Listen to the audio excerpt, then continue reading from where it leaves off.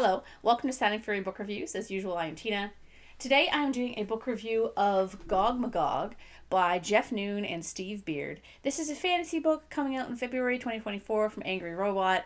I received this arc from Angry Robot in exchange for a fair review. I will say, I do kind of wish the front cover was in color. Like on the back, it has a little picture of because it's a two-part set of the color. Because it's hard to show you how cool it is when it's in black and white. But it's kind of neat. So anyway, a unique and strange quest novel, Gogmagog also features the most crotchety old lady character I have ever read, and I absolutely loved her. So, what is this story about?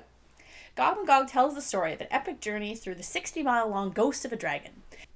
Travel is by boat, a rickety steam launch captured by veteran taxi pilot Caddy Mead on the River Nisus. In her heyday, Caddy carried people and goods from the thriving seaports of the estuary into Ludwig, the capital city. Now she's drunk, holed up in a rundown seaside resort, telling her bawdy tales for shots of rum. All that's about to change when two strangers seek her out, asking for transport, one of whom, a young girl, is very ill and in great danger. The other, an artificial being of singular character, has secrets hidden inside his crystal skull. So begins the voyage of the Juniper. One of my favorite things about this book is that it's a quest narrative by boat. Every stop along the way, they run into something new and weird, and you're never sure what they're going to find next. This is by far one of my favorite structures of a book, so I was super into it from the get-go. If I had to give a comparison, the world building feels like a mix between Jeff Vandermeer and Howl's Moving Castle. We have a similar blend of magic with a touch of sci-fi, as the world has some modern components to it, but there's also a whole slew of fantasy elements. In fact, the reason the river is so dangerous to travel is because it's been possessed, essentially, by the ghost of a dead, massive dragon.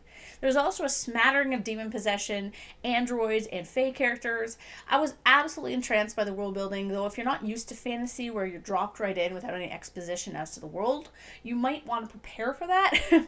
I love when things, make sense at the end instead of info dumped at the start, so this really, really worked with me. I also really like the characters, especially Katie. She's so gross. She's always spitting and horking and talking about bodily fluids, mainly because she's super old and doesn't care anymore, which, goals.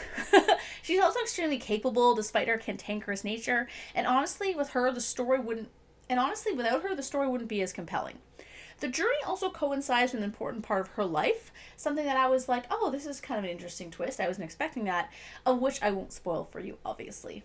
The other characters were likable too, especially my boy Lek, the android. He and Katie's antagonism and how protective he is of Bryn, the little girl, was great. Bryn herself was super cute, and she acted in a way that suited her age, which I always appreciate. This is one of those stories where they pick up more crewmates along the way, and the new additions were likable too. The way the story was told was also compelling. It's third person limited to Katie, and the descriptions and dialogue were very snappy. This also ties to the world building, as it's a great blend of contemporary and fantasy language.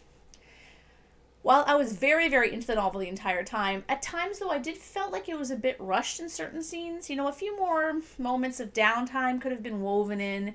This was likely because one thing I wasn't super convinced of was the impetus for the journey. By the end, it wasn't entirely clear why they had to get where they were going so quickly. Most of the plot lines also weren't really tied up, but given it's a duology, not a standalone with a sequel, I can kind of forgive that. I definitely plan on reading the next part, so I'm very excited for that. Overall, if you enjoy weird fiction, you should totally check this one out. It totally falls into that category. It has a lot of really cool things going for it, and it's just like a lot of fun. It's really, really fun.